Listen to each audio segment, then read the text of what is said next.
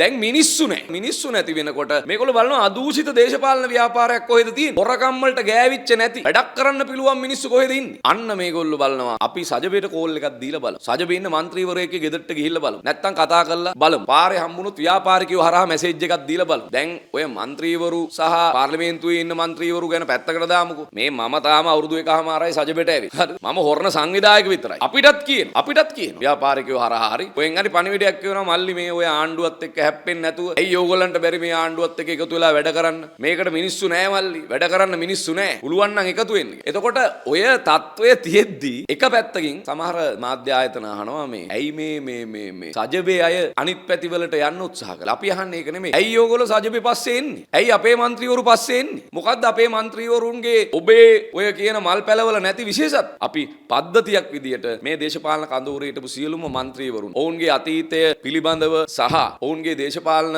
මේ භාවිතාව පිළිබඳව තරයේ හෙලා දැකපු කණ්ඩායමක් මේ ජනතා විමුක්ති පෙරමුණ කියලා කියන්නේ. අපේ කණ්ඩායමට හැර වෙනත් කණ්ඩායමකට සුදුස්සෙක්ගේ නමක් තියෙනවා නම් කියන්න කිව්වා. මේ කණ්ඩායමේ තියෙන මේ නම් ලිස්ට් එක හැර වෙන කණ්ඩායමක නම් ලිස්ට් එකක් තියෙනවා නම් කියන්න කියලා කියපු කණ්ඩායම දැන් අද වෙනකොට සජබේ മന്ത്രിවරු පස්සේ යනවා. එතකොට අර උද්භිද උද්‍යානයේ ඔබ පැල කරපු ශ්‍රමදානයෙන් පැල කරපු මේ මල් පැල ටික දැන් වෙනකොට ඇත්තටම පර වෙලා ඒ මල් පර වෙලා මල් වල පෙතිත් නැහැ. ගහ විතරක් ඉතුරු වෙලා තියෙනවා. ගහටත් නිකන් බේත් ගහපු ගහක් වගේ. ගහ තාම අර ඡන්දේ දීපු යම්කිසි කණ්ඩායමක් පාර්ලිමේන්තුවේ ඉන්න නිසා ගහ ඉතුරුලා තියෙනවා. නැත්තම් ගහත් නැති වෙනවා. රුවන් මාපලගමගේ කියනවා අපේ පැත්තේ මිනිස්සු නම් වතුර අපේ ගෙදරට ආවේ නැහැ කියලා දුක් වෙනවා. මොකද රුපියල් 25000ක් හම්බ වෙනවා මේ වතුර ආවනම්. ගෙදර බඩු ටික මේ හානි වුණා නම් එහෙන් 50000ක් හම්බ වෙනවා. ඒ නිසා ලංකාවේ ස්වභාවික ව්‍යසනයකින් පසුව පළවෙනි අවස්ථාව ලංකාවේ මිනිස්සු දුක් වෙන අනේ අපේ ගෙදරට වතුර ආවේ නැහැ කියන කාරණා. ඉතින් මේ වගේ පට්ට කණ්ඩායමක් එක්ක මේ වගේ මල් පැල ටිකක් එක්ක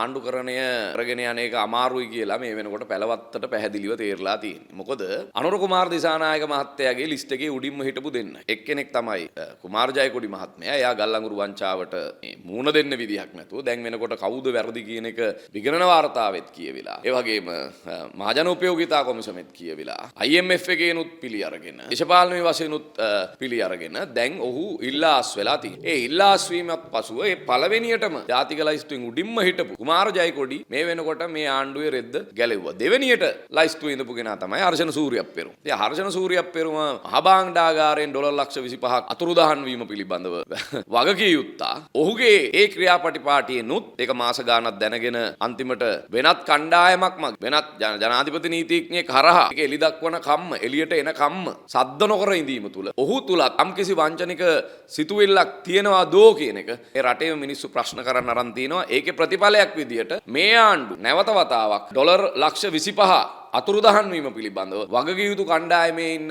ප්‍රබලයෙක් විදියට හර්ෂණ සූරියප්පෙරුම මහත්තයත් ගත්තහම ඔන්න අනුර ගෙනාපු දෙන්නෙක් මේ ආණ්ඩුවේ රෙද්ද ගලවලා තියෙනවා. ඒකට පැලවත්තර සාධාරණ කේන්තියක් එන එක හරි AP කාර්ය විදියට. මොකද අපි අමාරුවෙන් හදාගත්ත ආණ්ඩුව අවුරුදු ගාණක් අන්නත් දරගල කරලා මිනිස්සුන්ගේ ඔලු විනාශ කරලා ඔලු කාලා හදාගත්ත ආණ්ඩුව මේ විදියට ජාතික ලයිස්තුවෙන් ආපු අනුර කුමාරගේ යාළුවෝ දෙන්නෙක් විනාශ කිරීම පිළිබඳව පැලවත්තේ අර්බුදයක් ගොඩනැගෙන එක පිළිබඳව අපිට හිතා ගන්න පුළුවන්.